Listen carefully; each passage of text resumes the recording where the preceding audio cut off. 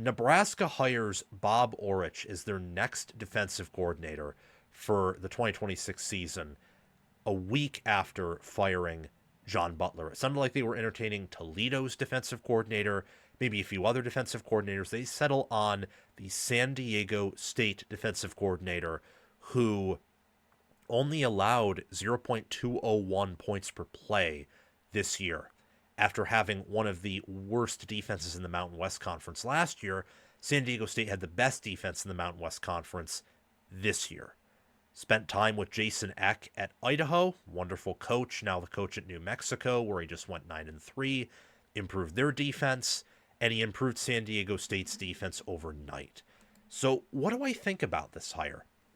I gotta be honest, I don't have a ton of thoughts here. I had a lot more thoughts on Jeep Wade because the offensive line was worse than I expected. The defense was about what I expected preseason. O-line was porous and bad. And it was probably more important to nail the O-line hire than the DC hire because O-line takes cohesion and development. DC takes a play caller. I know that one whole set of the ball is more important than one position, but most of Nebraska's talent is collected on offense. They have some personnel issues on defense. I will say that I think Jeep Wade was a better hire for Nebraska than Bob Aurich was for Nebraska, but I still think it's a good hire. Because for one, a 4-down defensive front's back. Welcome back, 4-2-5. I saw a comment that said the 3-3-5 and 4-2-5 are similar. And in a sense, there are some similarities there. Both are nickel defenses. But a 4-2-5 is usually a bigger defense, and I imagine Aurich will demand bigger personnel, and they'll be searching in the portal for that.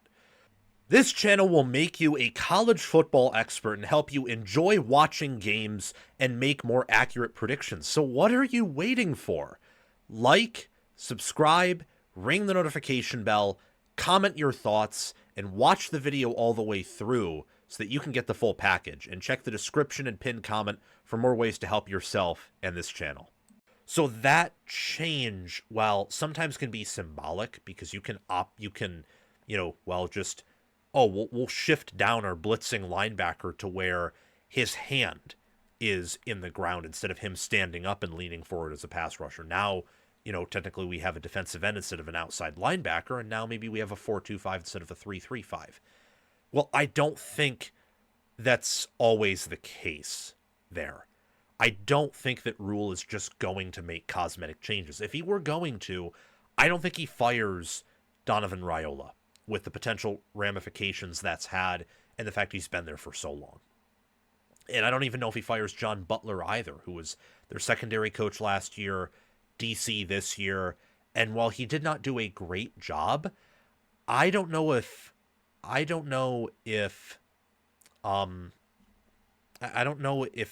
anyone would have done a great job for Nebraska last year or this year. Already moving on to 2026 almost, but Tony White's a good DC. This D-line was smaller than last year. Linebackers weren't as good. Secondary was better, but how much better? Was it meaningful given the schedule and given the weaknesses up front? I don't know. It was time to make a schematic change. And I would expect Nebraska to be active in the portal, get bigger bodies, retain who they think they can, and who they think can contribute. A 4-2-5 is a good move. There is not a Big Ten team, even Lincoln Riley, who's loved the 3-3-5 at Oklahoma. No. There is not a single Big Ten team that runs 3-3-5 for a reason. There is not an SEC team that runs 3-3-5. There are some SEC teams like Alabama under Saban and Georgia under Kirby have ran 3-4, but it was really like 3-4 scheme with 4-2-5 personnel, if that makes sense. And they shifted different pieces around, and they have the depth to be multiple too. Nebraska just doesn't have that. So having this as the base defense is a good move. The quick turnaround is more impressive. In 2024, San Diego State was 120th in adjusted EPA per play allowed. This year they were 5th. That's all that needs to be said. It's a clear turnaround. And the defense won San Diego State 9 games. The defense was the much stronger side of the ball this year. Defense only gave up more than 24 points twice. Twice. And they shut out California, which was impressive. And both of those defensive collapses were on the road, too. So, that's a lot of good things there on Bob Aurich's resume. And again, he helped Idaho improve at the FCS. He's a fast riser, a quick riser as an defensive coordinator. But more importantly than hiring him and hoping that he does better than John Butler, and I think based on coordinator experience, he will, Nebraska needs size. Even an elite defensive coordinator needs fantastic players to win. Think of why Jim Knowles didn't work out at Penn State this year. Did not have the players that Ohio State did. Penn State did not have the culture.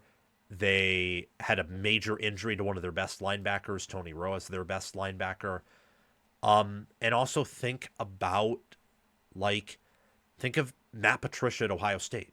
He comes to the Eagles, and their defense is a disaster due to multiple different things. He tries to get it fixed, and he can't, and it's not his fault. It's the fault of the GM, the head coach, the roster. You need players. And Nebraska, I'm not saying you even need great players. You just need players that aren't small. They don't get bullied off the football every time you face a Big Ten offensive line or a competent offensive line. And we also need time to see how this hire pans out because it is a risk. You're hiring from the G5, G6 to the P4. You're going from the Mountain West to the Big Ten. Nebraska's schedule is tough this coming year. And their personnel this year, and unless they use the portal next year too, is going to be substandard defensively and up front. And that is where the games are going to be won for Nebraska. And they lose some good players at secondary too. So it's going to be a real test for Bob Aurich next year. Will he pass? Will he succeed?